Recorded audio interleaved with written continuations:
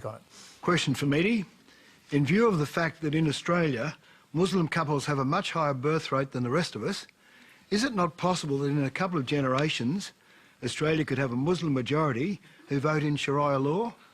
Further, if so, is it not possible that sects could develop, Sunnis and Shias, who begin bombing and shooting each other and turning currently the best country into the world like another war-torn Middle Eastern country? This is not Islamophobia, this is Sharia law phobia. Okay. I think there was a lot more than Sharia law in there. Let me just try and unpack your point. First off, I know Malcolm Turnbull said over the weekend that Australian law takes precedence over the laws of mathematics in this country. But I'm no mathematician. No, there's no way that the Muslims are going to form a majority in Australia in the next generation or two. I believe it's 600,000 or something in the recent census out of 24 million Australians. So you don't have to worry about Muslims coming in, taking over Australia, although Australian Muslims are doing a very good job. So, Mehdi, you're not unfamiliar with these kind of questions in the United States. Where does it come from, this fear? I think the fear comes from many areas. I think partly it comes from, of course, what we've been discussing, terrorist attacks. It would be mad to not talk about the fear that terrorism provokes and the absurd and horrific things that Muslims do in the name of, some Muslims do in the name of Islam, as John has already pointed out. But a lot of it, unfortunately, does come from media, social media these days, misinformation. The gentleman here, I'm not sure how much you're aware of the differences between Sunnis and Shias. Are you aware of the differences between Sunnis and Shias? Vaguely. I know they're at each other's throats. That's the main thing I know. And they're all Muslim. Not true. I'm Shia and my best friend is Sunni.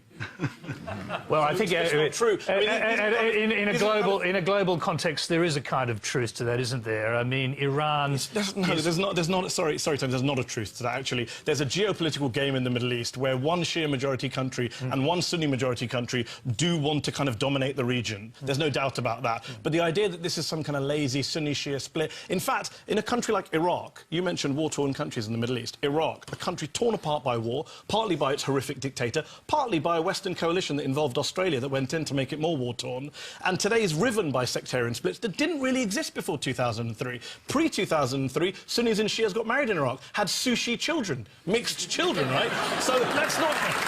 And today, I'm sorry to say, a lot of the sectarian divisions in the Middle East are geopolitical pushed by Muslims. A lot of them are pushed by foreign wars and foreign occupations, I'm sorry to say. So you don't have to worry. Sunnis and Shias, I have many friends who are Shia, many friends who are Sunni. We're not all at each other's throats. Please don't believe everything you read about us. Come and talk to us, meet us, make Shia and Sunni friends, and then you'll see that you don't have to worry about Sharia law or Sunnis or Shias. OK, well, let's quickly go back to Roger. He wants to make a point, and then I must say, Mehdi, your point is very good. I must say, though, that when you look at statistics and compound interest, which is a parallel case, numbers, when there's a certain increase every year, numbers skyrocket to very large numbers. So it's not quite as cut and dried as we would like to believe, that there cannot eventually be a Muslim majority, I think. OK, I mean, I don't think that's the case. And let me just say one thing, because we're talking about this in a way as if a Muslim majority would be the worst thing in the world. I don't think Australia will have a Muslim majority, but having spent a week here with a lot of Australian Muslims, there are some amazing Australian Muslims, doctors, nurses, engineers, accountants. I mean, Australian Muslims working in the Prime Minister's office. They're doing great work in your country. They're doing great work. Let's hear... Thank you very much. Let's hear...